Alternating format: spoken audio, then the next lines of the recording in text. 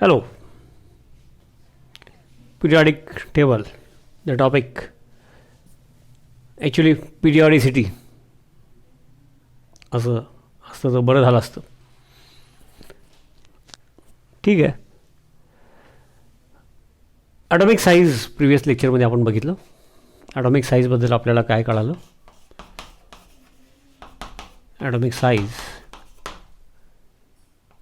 Top to bottom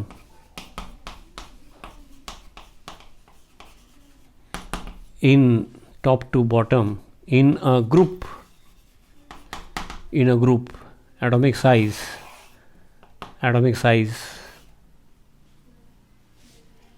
increases. त्याचं explanation झालेलं आहे. शेल नंबर प्रत्येक वेळेला वाढतो. न्यूक्लिअर चार्ज जरी वाढला तरी इन्क्रीज इन शेल नंबर प्रत्येक वेळेला. सोडियमच्या खाली पोटॅशियम म्हणजे शेल नंबर 3 शेल नंबर 4 नाही का, किंवा क्लोरीनच्या खाली bromine shell number 3 outermost shell number 4, iodine shell number 5. तर शेल नंबर इन्क्रीजचा इफेक्ट जास्त आहे. Effective nuclear charge average nuclear attraction त्यामुळं कमी होतात. Okay, so top to bottom in a group atomic size increases and left to right in a period, left to right in a period. Okay, जसं की समजा sodium मॅग्नेशियमपासून chlorine argon एक example घेतलं होतं, एक पिरियड. असे सर्व पिरियड, हा थर्ड पिरियड आहे एक्झाम्पल म्हणून. तो left to right in a period काय होतात. Left to right in a period shell number remains the same. Previous लेक्चरमध्ये बघितलं. But each time atomic number increases म्हणजे शेल नंबर तोच राहतो. जसं की याच्यामध्ये शेल नंबर 3च राहील आउटरमोस्ट शेल, पण प्रोटॉन 11, 12, 13, 14 असं 18पर्यंत वाढतात. त्याच्याखाली शेल नंबर 4 असेल, तो त्या पिरियडमध्ये शेल नंबर 4 राहील. म्हणून ॲटॉमिक नंबर इन्क्रीजेस म्हणजे प्रोटॉन इन द न्यूक्लियस एकनी वाढत जातात.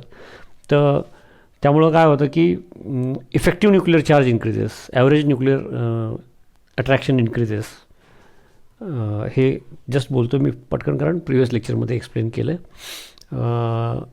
Effective nuclear charge increases, average nuclear attraction increases, shell number remaining the same. Okay, but nuclear charge increases, protons वाढतात आणि त्यामुळं ॲटॉमिक साईज डिक्रीजेस. हे बेसिकली 2 फॅक्टर मेजर आहेत. आणखी एक फॅक्टर असतो स्क्रीनिंग इफेक्ट. तो थोडा बघूया. आणि मग atomic size top to bottom in a group, left to right in a period, हे जनरल. त्याला काही अपवाद वगैरे असतात. त्याच्यामध्ये आणखी स्क्रीनिंग इफेक्ट आहे. पुढे जाऊन इनर्ट पेअर इफेक्ट, म्हणजे याच टॉपिकमध्ये पुढे जाऊन इनर्ट पेअर, तो त्याचा वापर जास्त 12वीत आहे. डी ब्लॉक, एफ ब्लॉक, त्याच्यामध्ये इथं बघणार आपण. एस्पेशली MCQच्या निमित्ताने ते बघू आपण. ओके, म्हणजे रुटीन लेक्चरमध्येच काही MCQज आपण घ्यायचे. या टॉपिकला जास्त सोयीचं आहे ते तसं करणं. स्क्रीनिंग इफेक्ट म्हणजे बघा, समजून घ्या की न्यूक्लियस नाही का, मला समजा shell number 1, shell number 2, shell number 3, shell number 4, nucleus, protons in the nucleus and electrons shell number 4. एक एक्झाम्पल घेतलं. Electrons which are in between नाही का, electrons which are in between outermost shell and nucleus. Electrons नाही का, हा outermost shell आणि हे nucleus. जर शेल नंबर 4 वाला कोण घेतला असेल तर त्याच्यामध्ये शेल नंबर 1, 2, 3 हे इलेक्ट्रॉन्स आहेतच ना. Electrons which are in between outermost shell and nucleus, ते काय करतात, they work act as hurdle अडथळा. ओके, या न्यूक्लियसचं या आउटरमोस्ट शेलमधल्या इलेक्ट्रॉन्सवरती जे अट्रॅक्शन असेल ते हे मधले इलेक्ट्रॉन काय करतील, ते त्या अट्रॅक्टिव्ह पॉवरला अडथळा म्हणून काम करतील. मग तो बऱ्याचशा केसेसमध्ये एवढा इफेक्टिव्ह नसतो, काही केसेसमध्ये असतो. ओके, पण इन प्रिन्सिपल पहिला theoretically hurdle, they work as hurdle. आणि त्यामुळं काय होतं, because of that this is called as screening effect. They work as hurdle, that is called as screening effect और शिल्डिंग इफेक्ट. स्क्रीनमध्ये स्क्रीन आहे किंवा शिल्ड आहे, डाल नाही का, तर स्क्रीनिंग इफेक्ट. त्याच्यामुळं काय होतं, हे electrons which are in between nucleus and outermost shell, त्याच्यामधले जे इलेक्ट्रॉन्स आहेत ते शिल्ड म्हणून, स्क्रीन म्हणून काम करतात. ओके, हर्डल मी म्हणालो, अडथळा. ओके, त्याच्यामुळं काय होतं, द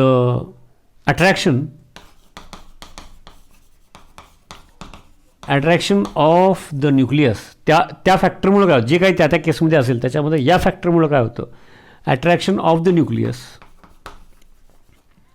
ऑन आउटरमोस्ट शेल, म्हणजे electrons in the outermost shell, on outermost shell. Explain करता करता लिहितो. आउटरमोस्ट शेल काय होणार, डिक्रीजेस. आता तसं झालं, स्क्रीनिंग इफेक्ट या फॅक्टरमुळं न्यूक्लियसचं attraction on the outermost shell decrease झालं, तर थोडंसं जेवढं ओढायला पाहिजे तेवढं ओढलं न ओढणं, म्हणजेच या फॅक्टरमुळं ॲटॉमिक साईजवर काय परिणाम होईल, atomic size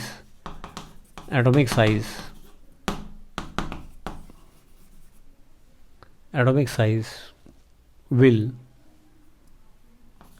increase, atomic size increases. हा एक फॅक्टर, काही केसेसमध्ये हा फॅक्टरचा विचारात घ्यावा लागतो. ओके, आणि मेजर फॅक्टर्स 2 आहेत. आणि ॲटॉमिक साईज या प्रॉपर्टीचा पहिला विचार केला की मग बाकीचे प्रॉपर्टीज ॲटॉमिक साईजला कशा रिलेटेड आहेत, असं ते अभ्यास करायचा. ओके, आता आपण एक सोपी प्रॉपर्टी घेऊया, periodic trends in the properties, म्हणजे पिरियॉडिसिटी जे म्हणलं तर सिम्पल मेटॅलिक प्रॉपर्टी. आता मेटॅलिक प्रॉपर्टी ॲटॉमिक साईजला कशी रिलेटेड आहे, त्याच्यावरून मेटॅलिक प्रॉपर्टी पिरियॉडिक टेबलमध्ये जे एलिमेंट्स आहेत त्यातला कुठलाही एखादा ग्रुप घेतला, top to bottom in a group and left to right in a period, तर इन्क्रीज होणार का डिक्रीज होणार काय, असं जनरल सांगायचं. तर बघा आता, तर मेटॅलिक प्रॉपर्टी म्हणजे काय, तर metallic property basically what is metallic property, tendency of an element to release electrons, to donate electrons, donate electrons and get converted. आता इलेक्ट्रॉन्स रिलीज केले, व्हॅलेन्स शेलमधले किती, सोडियम असेल तर 1 इलेक्ट्रॉन देतो, मॅग्नेशियम असेल तर 2 देणार, ॲल्युमिनियम असेल तर 3 देणार. Released electrons, donate electrons and get converted into positively charged ions, cations, कोण कॅटियन्स म्हणतात, cations is called as metallic property. मग आता top to bottom in a group काय होणार, top to bottom in a group काय होतात आम्हाला माहिती आहे. ॲटॉमिक साईज आता शॉर्टमध्ये लिहितो, ॲटॉमिक साईज इन्क्रीजेस. ते का वगैरे ते प्रिव्हियस लेक्चरमध्ये सांगितलं, आता थोडं धावतं सांगितलं. Atomic size increases.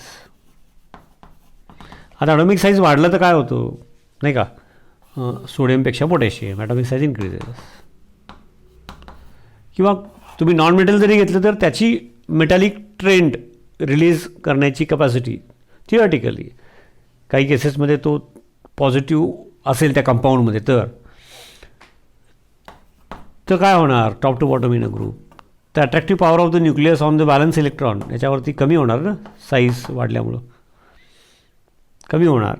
Atomic size increases, therefore removal of valence electrons, outermost शेलमधले valence electrons, removal of valence electrons become easy. Removal of valence electron become easy. Top to bottom असा ट्रेंड सांगतो बरं का, म्हणजे याच्या तुलनेत हा, सोडियमच्या तुलनेत पोटॅशियम, ओके, लिथियमच्या तुलनेत सोडियम, ओके, मॅग्नेशियम घ्या, स्टॉन्शियम घ्या, बेरियम घ्या, top to bottom in a group. Atomic size increases, आणि त्यामुळे removal of valence electron becomes easy. म्हणजेच top to bottom in a group, top to bottom in a group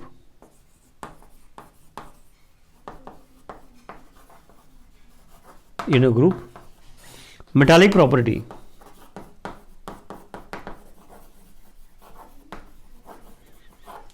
property increases.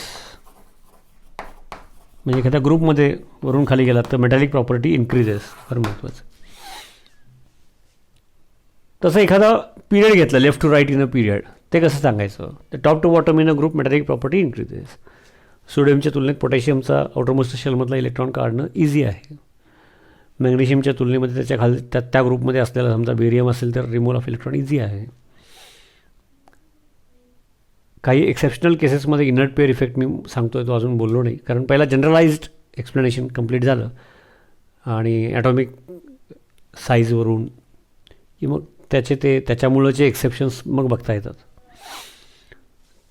तर कुठल्याही ग्रुपला घेता येईल.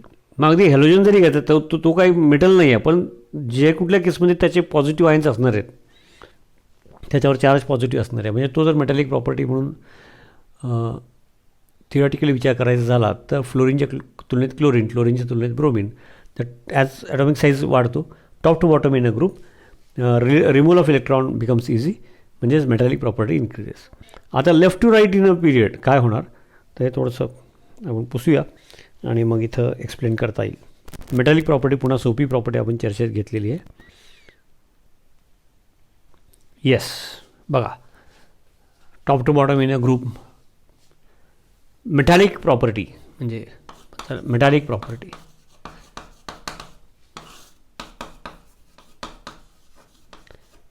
म्हणजे tendency to get converted into cations कुणाची जास्त, तो जास्त metallic. Alkali metals, alkaline earth metal, sodium नाही का, पोटॅशियम किंवा alkaline earth, magnesium, calcium, they have good tendency to release electrons and get converted into cations. ते metals, good metals. तर top to बॉटमचा just we have covered that. Left to right in a period, मग एखादा घेतला third period घेतला एक्झाम्पलसाठी, हा third period घेतला आपण लेफ्ट टू राईट, सध्या एक्झाम्पल म्हणून थर्ड पिरियड घेतला. मग हाच ट्रेंड मग सगळ्या पिरियड्सना जनरली, मग एक्सेप्शन्स वगैरे बघणारच. तर पिरियडमध्ये लेफ्ट टू राईट बघायचं आहे. तर left to right in a period काय झालेलं आहे, तर ॲटॉमिक साईज पहिला काय झालेलं आहे बघायचं आहे. Left to right in a period आपण आता बघितलं आहे previous lecture, atomic size decreases नाही का. जसं एक्झाम्पल आपण हा घेतला थर्ड पिरियड, तर त्याच्यामध्ये प्रत्येकाचा n = 3 आहे, आउटरमोस्ट शेल 3 आहे, पण 11 मग 12 मग 13 14 ॲटॉमिक नंबर इन्क्रीज होतो, ॲटॉमिक साईज डिक्रीजेस. तर का बरं, तर त्याचे रिझन आपण पूर्वी बघितलेले आहेत. No new shells are added, थोडक्यात पुन्हा एकदा, no new shells, shell remains the same, but atomic number each time वाढतो आहे, म्हणजेच एक प्रोटॉन वाढतो आहे ना, 11 12 13 14, okay. But nuclear charge increases,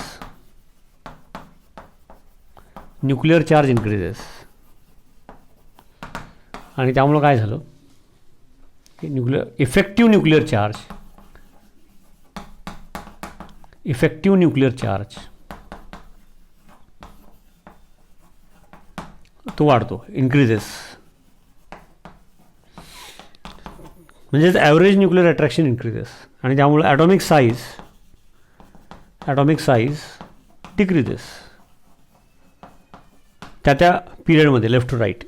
as we go from left to right in a period atomic size decreases. Atomic size decrease झाली म्हणजेच काय होतं, electrons in the outermost shell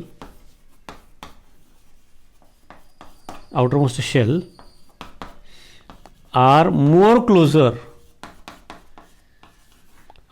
closure to the nucleus. They are more closer to the nucleus. सोडियमच्या तुलनेत मॅग्नेशियमच्या तुलनेत ॲल्युमिनियमच्या तुलनेत असं. As we go from left to right in a period, electrons in the outermost shell are more closer to the nucleus. म्हणजेच removal of valence electrons become ऐका explain करताना थोडं लिहितो आहे, म्हणजे एकदा जरा एका मॉडरेट पेसमध्ये कानावर पडावं अशी गोष्ट आहे. मग नंतर ही पटपट अनेक ठिकाणी वापरायची आहे, त्यावेळेला लिहायचं नाही. Removal of valence electrons become difficult as we go from left to right in a period. बरं का, बिकम डिफिकल्ट याचा अर्थ as we go from left to right in a period काय होणार, मेटॅलिक प्रॉपर्टी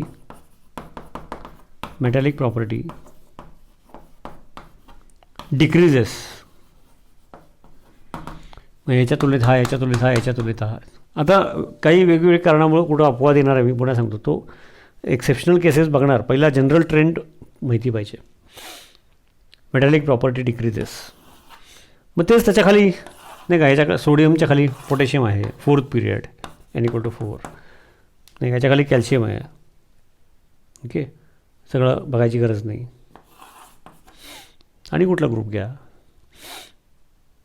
तर ह्याच्या पोटॅशियमच्या तुलनेत कॅल्शियम. असं left to right in a period metallic property decreases. कारण left to right in a period effective nuclear charge, average nuclear attraction increases. कारण का shell तोच राहतो, जसं याच्यामध्ये शेल नंबर 4 तोच राहणार, पण ॲटॉमिक नंबर 19, 20, 21 असं वाढत जातो. तेव्हा न्यूक्लिअर चार्ज वाढतो आणि shell number remains the same. म्हणजे effective nuclear charge, average nuclear attraction increases. त्यामुळे ॲटॉमिक साईज डिक्रीजेस. म्हणजेच valence electrons are closer to the nucleus. आणि त्यामुळं मग लेफ्ट टू राईट जाऊ तसं removal of valence electrons difficult, म्हणजेच metallic property left to right in a period decreases. So top to bottom in a group metallic property increases त्या ग्रुपमध्ये. Left to right in a period त्या पिरियडमध्ये metallic property decreases. असं हा एकदम सोपा point आहे. तर जसं आपण ॲटॉमिक साईज प्रिव्हियस लेक्चर आणि आता मेटॅलिक प्रॉपर्टी. आता याच्यावरून नॉन मेटॅलिक प्रॉपर्टी तुम्हाला सांगता आली पाहिजे. कारण नॉन मेटॅलिक प्रॉपर्टीमध्ये काय आहे, फक्त डेफिनेशन कळली तर हे याच्या उलटं, की नॉन मेटल कोणाला म्हणतात. Okay, tendency of an element to accept electrons and get converted into